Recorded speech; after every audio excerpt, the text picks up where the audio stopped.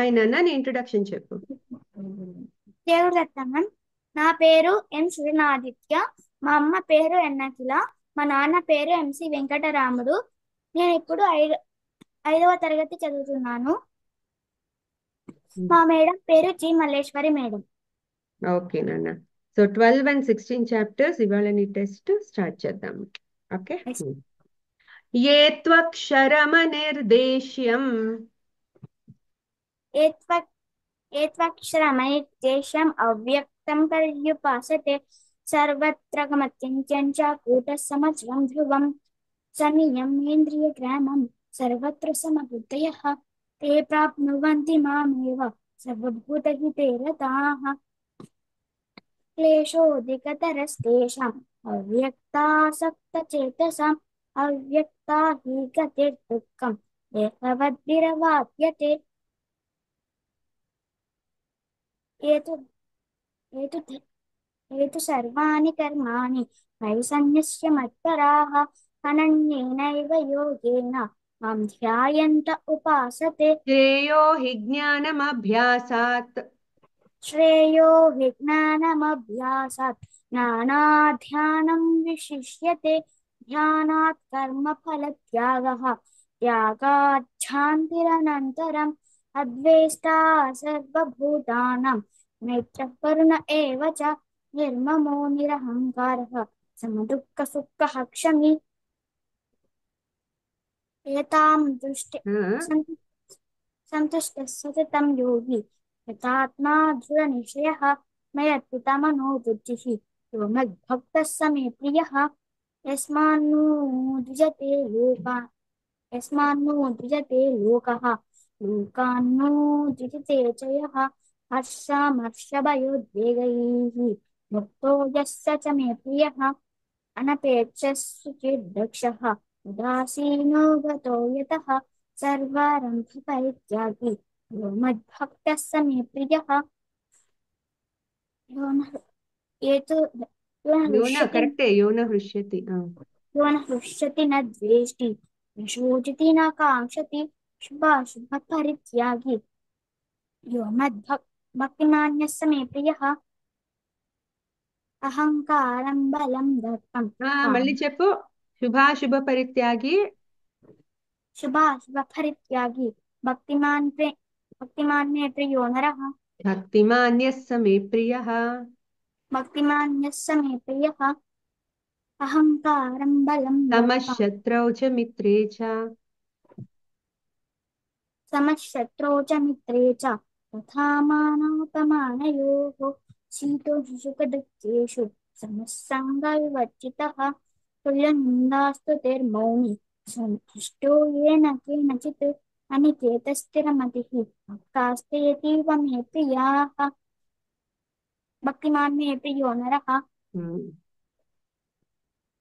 एतद्धर्म्यामृतमिदं यथोक्तं पर्युपासते तद्दधाना मत्परमाः भक्तास्तेऽतीव मे प्रियाः ॐ तत्सदिति श्रीमद्भगवद्गीतासु उपनिषत्सु ब्रह्मविद्यायां योगशास्त्रे श्रीकृष्णार्जुनसंवादे भक्तियोगो नाम द्वादशोऽध्यायः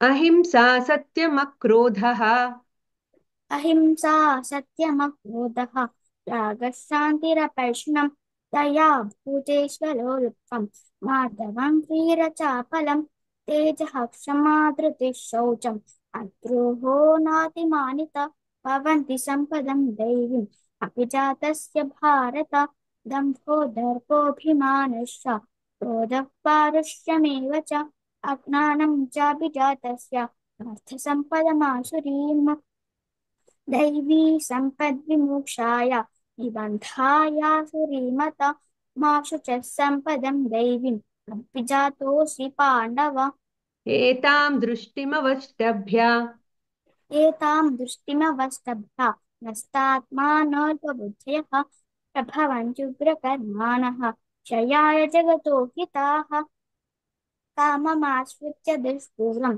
ब्रह्ममानमदान्विताः यजन्ते नाम यज्ञस्ते रन्धेनाविधिपूर्वकम् अहम्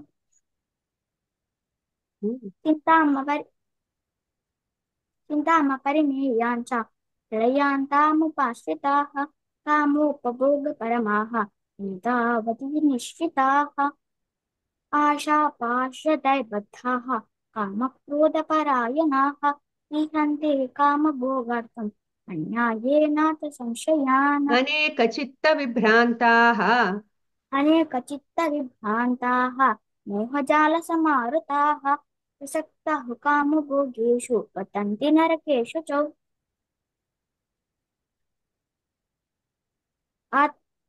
आत्मसम्भाविताः स्तब्धाः धनमानमदान्विताः यजन्ते नाम यज्ञैस्ते दम्भेनाविधिपूर्वकम् अहङ्कारं बलं दर्पं कामं क्रोधं च संश्रिताः मामात्मपरिदेहेषु प्रद्विषन्तोऽप्यसूयकाः तानहं द्विषतः पुरान् संसारेषु नराधमान् क्षिपाम्यजस्रमशुभान् आसुरीष्वेव योनिषु आसुरीं योनिमापन्नाः यथा जन्मनि जन्मनि मामप्राप्यैव कौन्तेय ततो यान्ति धमां गतिम् यशास्त्रविधिमुत्सृज्य यश्चास्त्रविधिमुत्सृज्य वर्तते कामकार्तः न स सिद्धिमवाप्नोति न सुखं न परां गतिम् तस्माच्चास्त्रं प्रमाणन्ते कार्याकार्यो व्यवस्थितौ ज्ञात्वा शास्त्रविधानोक्तं तन्कर्तुमिहार्हसि